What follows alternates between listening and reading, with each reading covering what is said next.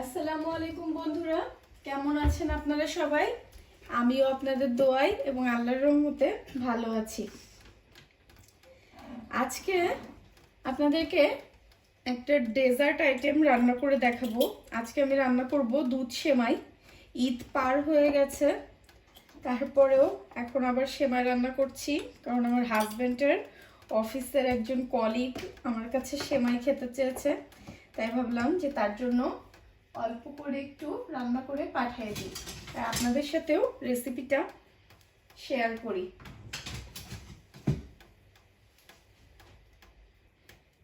প্রথমেই আমি প্যানে ঘি দিয়ে দিব 1/4 কাপ পরিমাণ।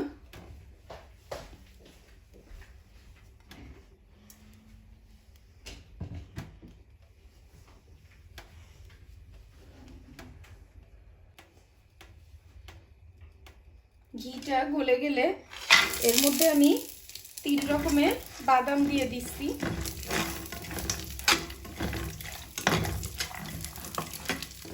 এখানে আমি কাজু বাদাম, কাঠবাদাম আর কিশমিশটা ঘিতে ভেজে নিব।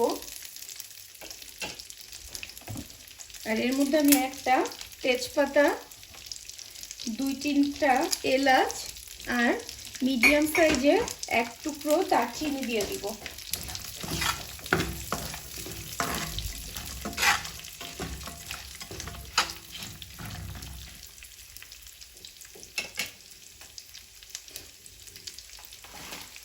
বাদামগুলো হালকা ভেজে নিয়ে এর মধ্যে এখন আমি সেমাইটা দিয়ে দিব।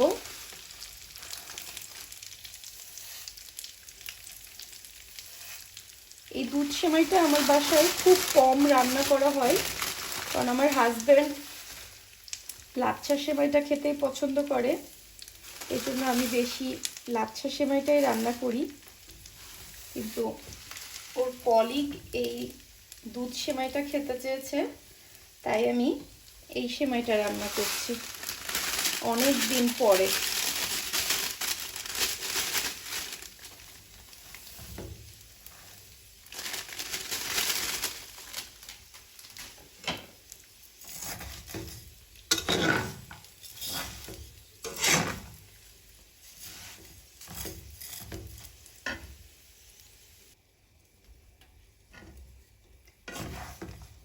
সেমাইটা ঘিয়ের সাথে 2-3 মিনিট খুব ভালো করে ভেজে নিয়েছি আমি।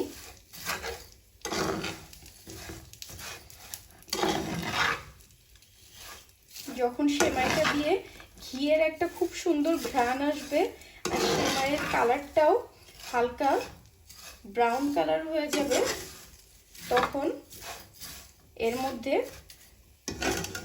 আগের থেকেই গরম করে রাখা দুধটা দিয়ে দিব। এখানে আমি আগেই দুধ গরম করে রেখেছি। এখন এর মধ্যে ফুটন্ত গরম দুধটা আমি দিয়ে দিলাম।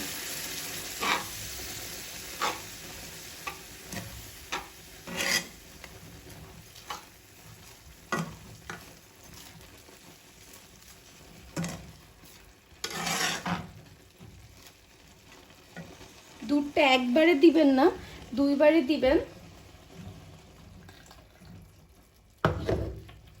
তবে সেমাইটা অনেক ঝরঝরা থাকবে, একসাথে দলা পেকে যাবে না।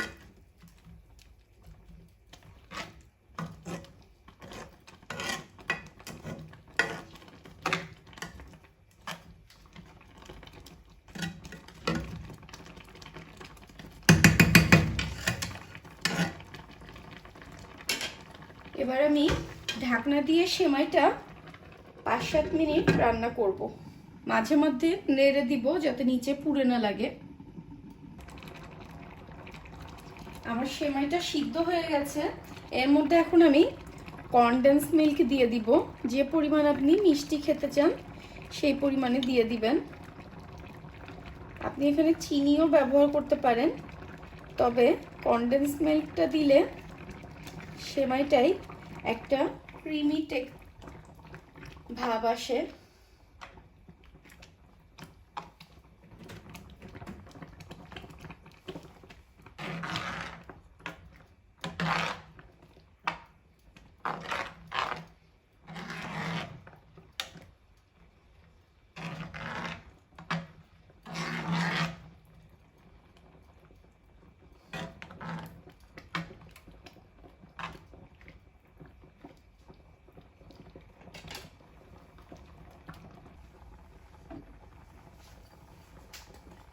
আমার সেমাই রান্নাটা শেষ।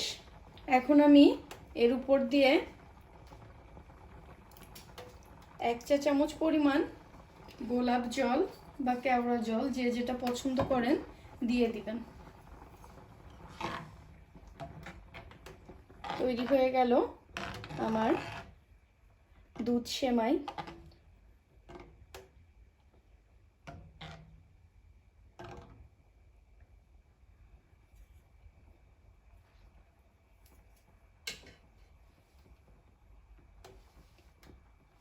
আজ তাহলে এখানেই বিদায় নিচ্ছি।